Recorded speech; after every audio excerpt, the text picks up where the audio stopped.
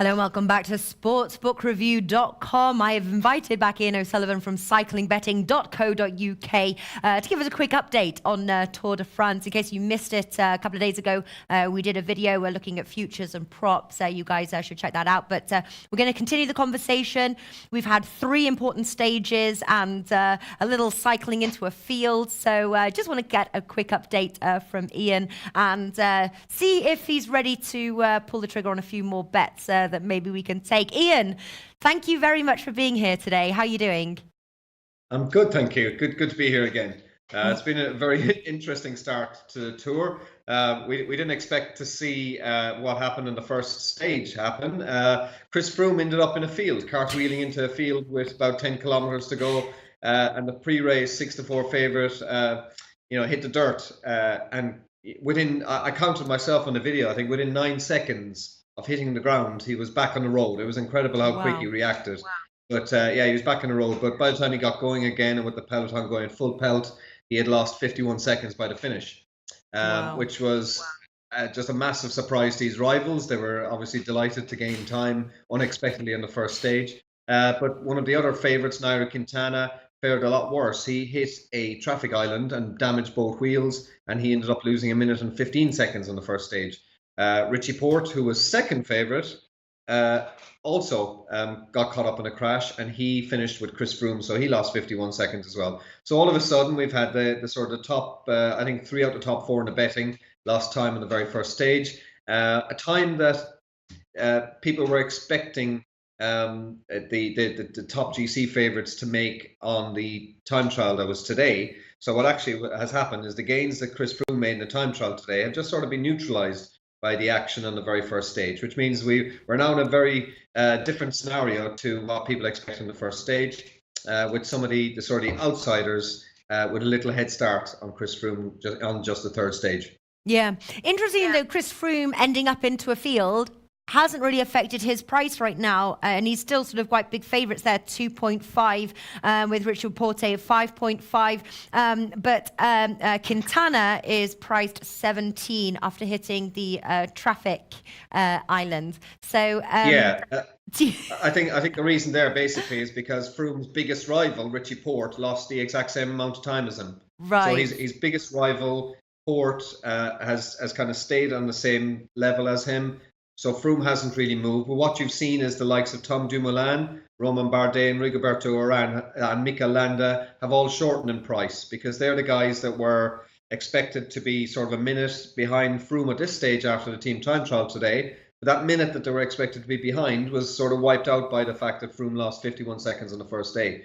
So, guys that I sort of fancied beforehand, Bardet and Dumoulin, they've all shortened in price. Chris Froome's teammate, Geraint Thomas, has shortened in price as well, because he's actually higher than Froome in the GC at the moment.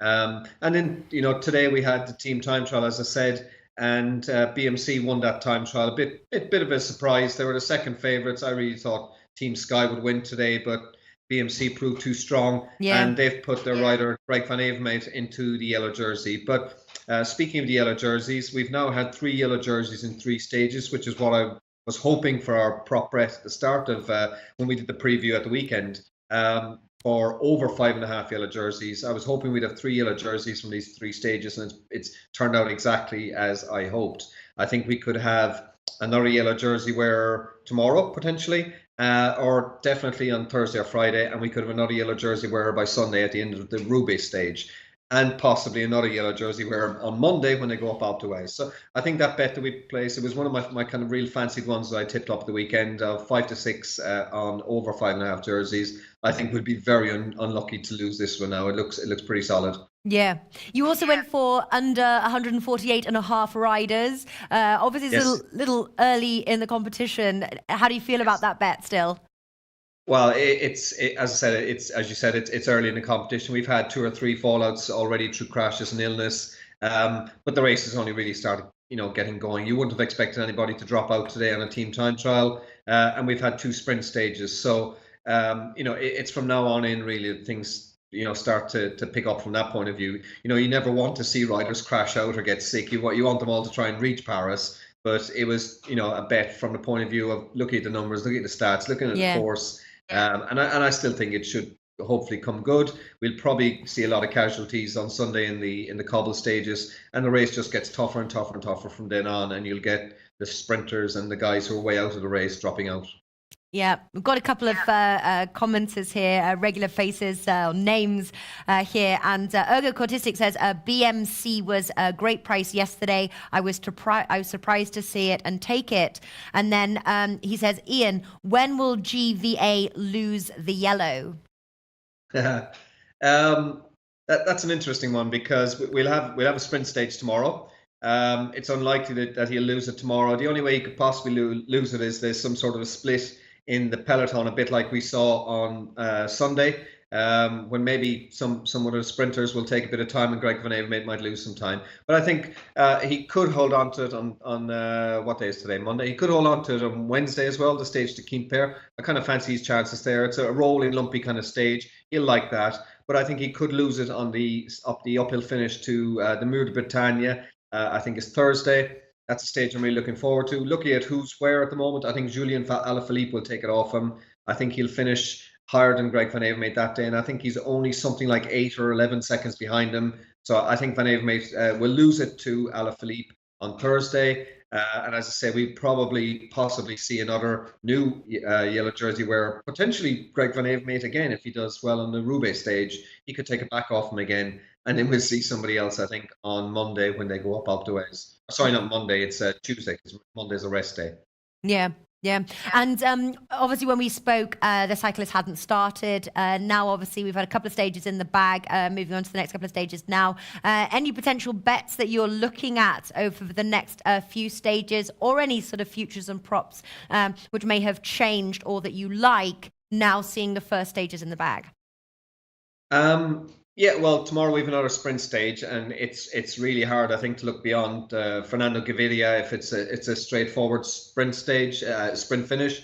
There's a long run into the finish on pretty straight roads, and I think Quick Step will just power to the finish, and they'll have them all strung out, and Gaviria will just come off the wheel of Jungels or Alaphilippe in the last 300 meters and win it.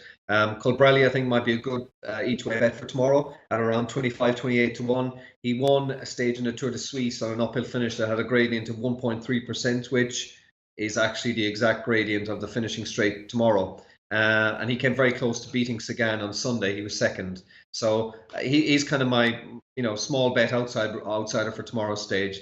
The stage to Quimper on Wednesday will be very exciting. I think it's like a mini Liège-Bastogne-Liège, they're calling it, with lots of rolling hills, but that could be wide open. I've started writing my previews for that, and I think I've named about 20 guys already who could be winning that. You've got the likes of Sagan, you've got the likes of Matthews could even be in there, Colbrelli could be up there. It's an uphill finish. It's going to be quite exciting. There's a little section at 10% for 600 meters. And the Mur de Bretagne stage, as I said, it's going to be quite exciting. You have Alaphilippe, Dan Martin, and Villemose who go well in these kind of finishes, and they're the kind of guys I'll be looking at depending on the prices for that. As for the overalls, well, we haven't had the greatest of starts for our green jersey bet on Dylan Groenewegen. He's just not been at the races at all whatsoever. He was out too far back on Saturday in the first sprint, and he did well to get up to fifth or sixth actually, but that's not really good enough for winning the green jersey. So it looks like Peter Sagan has green jersey sewn up in the bag already. He's 1 to 3 from, well, he hasn't shortened that much, but he's 1 to 3 from 4 to 7, something like that. There's not really a lot we can do in the green jersey betting now, because Sagan probably wins it and he's no price really. King of the Mountains hasn't really started yet, but maybe Nairo Quintana could be worth a little nibble, because he's over 2 minutes down now already in the GC. Maybe he'll turn his hand to going for the King of the Mountains jersey, and I think he's about 14 or 16 to 1 for that. If you want to have an interest in something that might be keep you a bit excited over all the mountain stages, maybe a little bet on Nairo Quintana, 14 or 16 to 1 might be good. Oh, yeah, a little nibble on that one. Listen, I'm going on we have a show called The Low Bag Show twice a day. I told them that I'd be talking to you guys. What would you say right now? Because I said I'm going to take a bet from you and offer it up on The Low Bag Show. So I'm on at 6:30 Eastern time. Just going to give a little rundown of some of my shows today. What exclusive bet would you give for The Low Bag Show that I can present for Tour de France from yourself? I'm liking the look of Tom Dumoulin at the moment. He was one that I liked pre-race. I think it's something like 16-1. I think he's shortened up to maybe 14 or 12-1. But he's got a nice little buffer of 44 seconds already on Chris Froome. He's very happy where he's sitting in the GC. He was delighted after the time trial today. They did quite well. And that 44 seconds is, it's a nice little buffer for a guy who finished second in the Giro this year and, won the Giro d'Italia last year. And I fancy these chances beforehand. I'm very, very pleased with where he sits with only 3 stages gone to have a 44-second advantage on Froome. I didn't expect that. So, he could dig in, I think, and possibly, hang in there to take a podium spot at the worst. And if anything happens to Froome, Dumoulin could be the one to take advantage because he'll probably win the final time trial on the second last day, which could lift him into the yellow jersey right at the end. Nice. And there's a very nice odds as well. I'm sure Peter Loshak and Jimmy the Bag are going to love that. So I'll pass that on. But listen, thank you very much for the quick update as well. Hopefully we'll get you on sometime. I know aren't you heading to France to go and see go and watch the Tour? Yes, I'm heading over this weekend to watch the Roubaix stage. So I'll be out on the road on the cobbles somewhere. I'll be waving my cycling betting flag, so keep an eye out for that. I will. And listen, if you get any internet coverage or whatever, wherever you are, let's do a quick video, you by the side of the track there, and maybe give us a next bet. But listen, thank you very much for the update and some little extra update and little extra bets there. And safe travels, best of luck, and I'll see you soon. Thank you very much.